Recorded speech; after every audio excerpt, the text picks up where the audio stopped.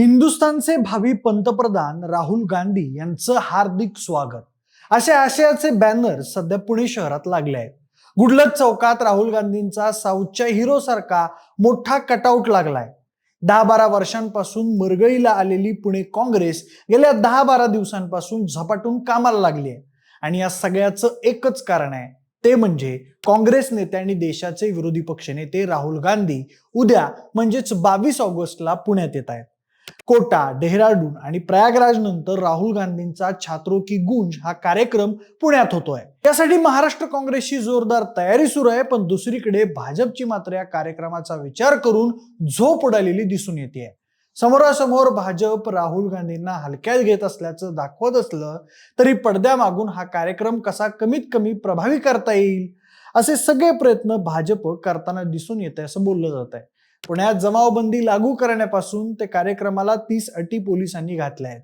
यामुळे भाजप खरंच राहुल गांधींच्या या कार्यक्रमाला घाबरतंय का, आणि जर घाबरत असेल तर त्यामागची 5 मोठी कारणं काय असू शकतात हे समजून घेण्याचा प्रयत्न करूयात आजच्या या व्हिडिओमधून. नमस्कार, मी प्रथमेश आणि तुम्ही पाहताय विषयच भारी. मंडळी, राहुल गांधी हे 22 ऑगस्टला पुण्यात येणार असून SSPMS कॉलेजच्या मैदानावर हजारो विद्यार्थिनींच्या उपस्थितीत छात्रों की गूंज हा कार्यक्रम होणार आहे.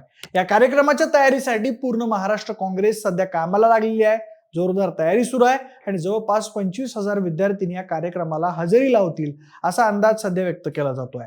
पण त्यापूर्वीच पुणे पोलिसांकडून आगामी सण आणि उत्सवांचं कारण देऊन 18 ते 31 ऑगस्ट पर्यंत जमावबंदी लागू केली होती. त्यामुळे राहुल गांधींचा कार्यक्रम रद्द व्हावा म्हणून मुख्यमंत्री देवेंद्र फडणवीस यांनी पुणे पोलिसांना हे आदेश दिले असा आरोप काँग्रेसने केलाय आणि जमावबंदी लावली तरी कार्यक्रम होणारच अशी भूमिका काँग्रेसने घेतली. त्यामुळे शेवटी पुणे पोलिसांनी या कार्यक्रमाला परवानगी दिली, पण त्यासाठी तब्बल 20 ते 30 कडक अटी घालण्यात आल्या आहेत. या सगळ्यामुळे झालं काय की राहुल गांधींचा हा कार्यक्रम अजूनच चर्चेत आला आणि आता भाजप राहुल गांधींच्या या कार्यक्रमाला घाबरले आणि त्यामुळे पोलिसांना पुढे करून भाजप हा कार्यक्रम दाबण्याचा प्रयत्न करत असल्याची चर्चा सगळीकडे सुरू झाली आहे. आणि अशी चर्चा होण्यामागं काही कारणही आहेत. त्यातलं पहिलं कारण म्हणजे देशभरातील तरुणाईचा बदललेला मूड. आज देशाच्या राजकारणात तरुण मतदार हा सगळ्यात महत्वाचा घटक बनलाय. शिक्षण, नोकरी, स्पर्धा परीक्षा, पेपरफुटी, करिअर आणि महागाई हे थेट तरुणांच्या भवितव्याशी जोडलेले प्रश्न आहेत. राहुल गांधी छात्रों की गूंज या माध्यमातून याच मुद्द्यांवर विद्यार्थ्यांशी थेट संवाद साधत आहेत.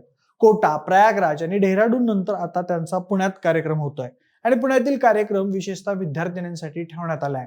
म्हणजेच राहुल गांधींचं लक्ष थेट त्या वर्गाकडे आहे जो पुढच्या काही वर्षात देशाच्या राजकारणाचा मोठा मतदार वर्ग असणार आहे. त्यामुळे भाजपला राहुल गांधी तरुणांमध्ये स्वतःची जागा तयार करतायत अशी राजकीय चिंता पडली असण्याची शक्यता आहे. त्यानंतर दुसरं कारण म्हणजे पुणे हे फक्त महाराष्ट्रातील मोठं शहर नाही तर देशातील सर्वात मोठं एज्युकेशन हब आहे.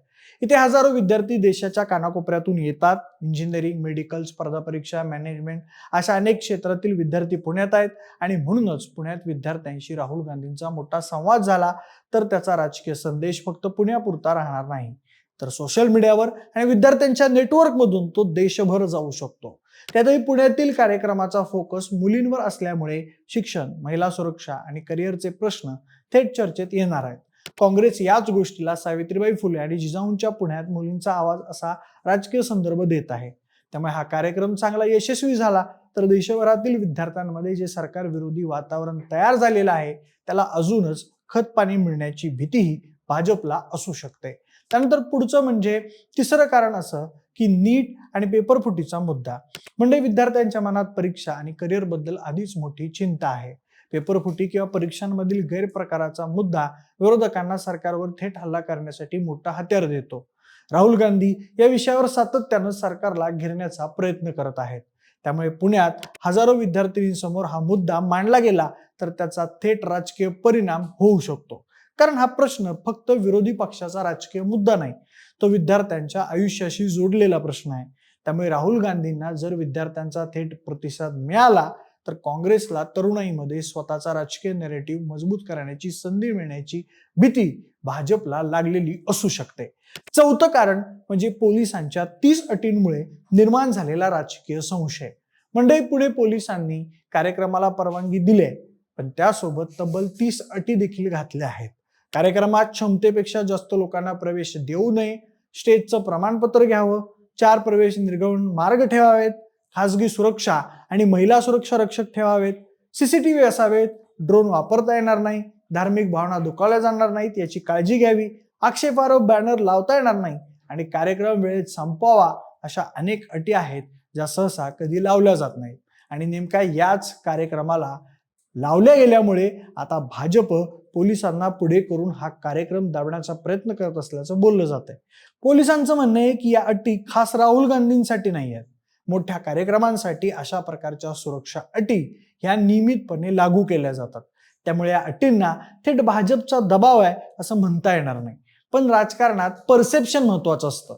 काँग्रेसला या सगळ्यामुळे मात्र असा आरोप करण्याची संधी मिळते की राहुल गांधींच्या कार्यक्रमावर प्रशासनाकडून दबाव आणला जातोय आणि हाच मुद्दा आता भाजप विरोधात राजकीय नॅरेटिव्ह तयार करण्यासाठी वापरला जातोय. यानंतर आता 5वं कारण म्हणजे देवेंद्र फडणवीस स्वतः या कार्यक्रमावर बोलत आहेत. मुख्यमंत्री एखाद्या विरोधी पक्षनेत्याच्या कार्यक्रमावर सार्वजनिकपणे टीका करतात तेव्हा त्या कार्यक्रमाचं राजकीय महत्व हे आपोआप वाढतं. फडणवीस यांनी राहुल गांधींचा कार्यक्रम हा खुला विद्यार्थी संवाद नसून कंट्रोल्ड मोनोलॉग असल्याची टीका केली आहे. तसेच काँग्रेस नेत्यांच्या शिक्षण संस्थांमधील विद्यार्थिनींचं रजिस्ट्रेशन करून त्यांनाच कार्यक्रमात आणलं जात आहे असं म्हणाले. त्यामुळे या कार्यक्रमाची चर्चा ही अजूनच वाढली. काँग्रेसने हा आरोप फेटाळून लावला. ऑनलाईन रजिस्ट्रेशन सर्वांसाठी खुलं असल्याचा आणि महाराष्ट्रासह देशभरातून विद्यार्थिनी या कार्यक्रमासाठी येणार आहेत असा काँग्रेसचा दावा आहे. पण एकूणच बघायला गेलं तर राहुल गांधींना विद्यार्थ्यांचा वाढता प्रतिसाद पाहून भाजप अस्वस्थ झालाय असं म्हणत काँग्रेसने या परिस्थितीचा फायदा घेतलाय. आता या 5ही कारणांकडे आपण एकत्रितपणे पाहिलं तर चित्र स्पष्ट होतं.